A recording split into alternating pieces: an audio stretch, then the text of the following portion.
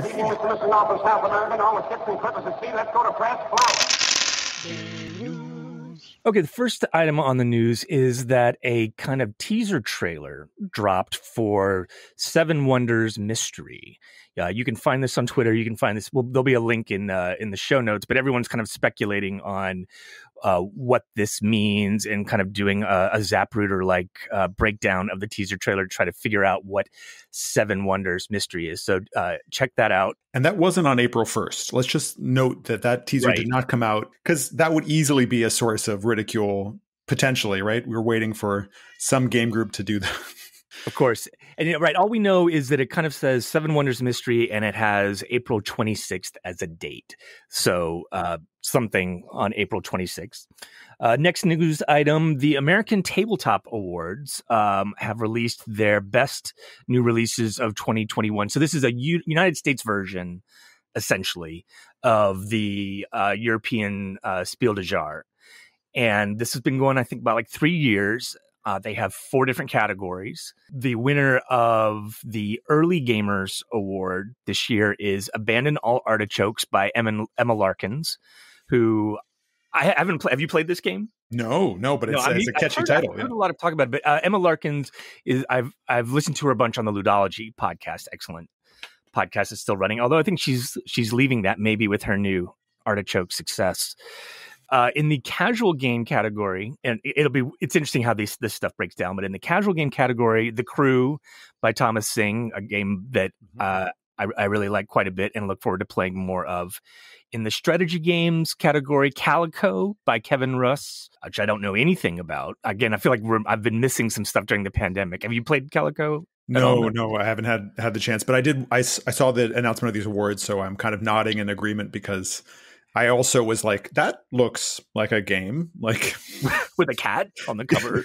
So yeah, it's got some things running for it, but I don't know where to place it. So exactly same. Yeah, so this is kind of like helping form the list of stuff to catch up on when we can actually see each other again. And finally, in the complex games category, Dominations: Road to Civilization by Eric Debus and Olivier Melisson. And knowing nothing about that game, I was wondering about the timing of it, with the kind of way that we're taking a more critical stance at 4X, the way we're looking at even space colony games. And as we will talk about, today on our special segment. Yes. Yeah. It's just interesting timing for that to win the big one for us. So yeah. I look forward to checking it out. I mean, I tend to like Civ games don't necessarily have to be 4X games. Mm-hmm. And I think that's an important distinction. And, Through the Ages is certainly a Civ game. So I'm generally down to try those types.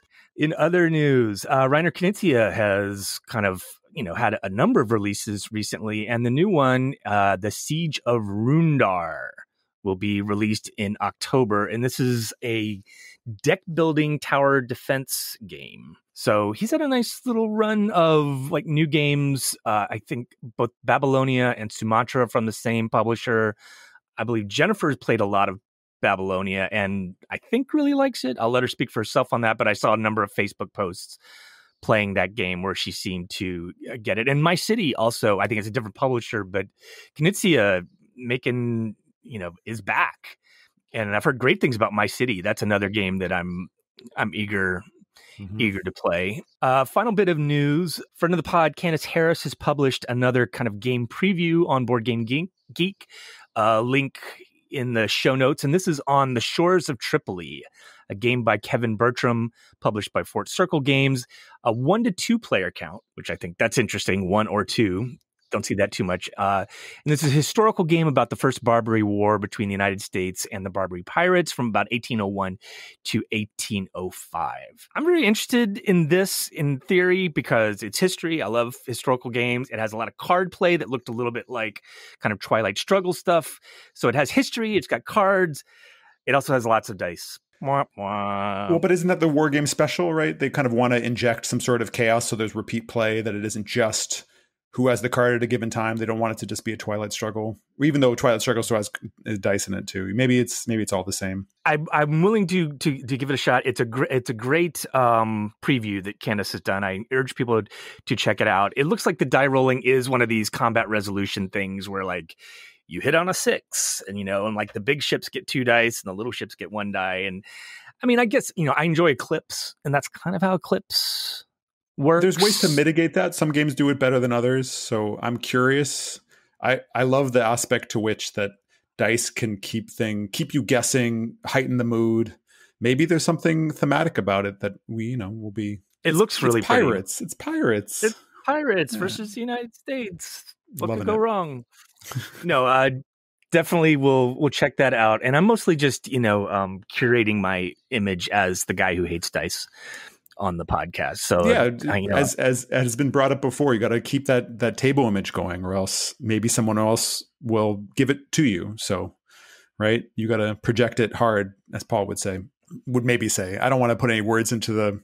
What did he describe himself as? He had a bunch of words. He had none of them should be believed. Yeah. Part of his table image. I think that was definitely a takeaway from table images. Like, don't trust anybody on their own take on their table image. That's you may try to control your table image. What you actually succeed in is something else entirely.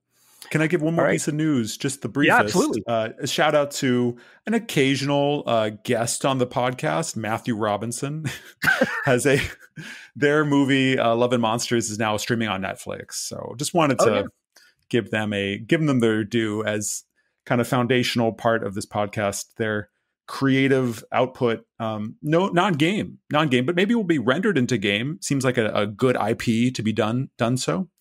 Whoever out there maybe wants to pitch, this is the time. This is the place. People definitely should check it out. And that is the news. Hey, if you enjoyed that video, you very well might enjoy the other videos you now see being suggested to you on screen. Also, we'd greatly appreciate it if you could like, share, or subscribe to our Game Brain channel. Thanks so much.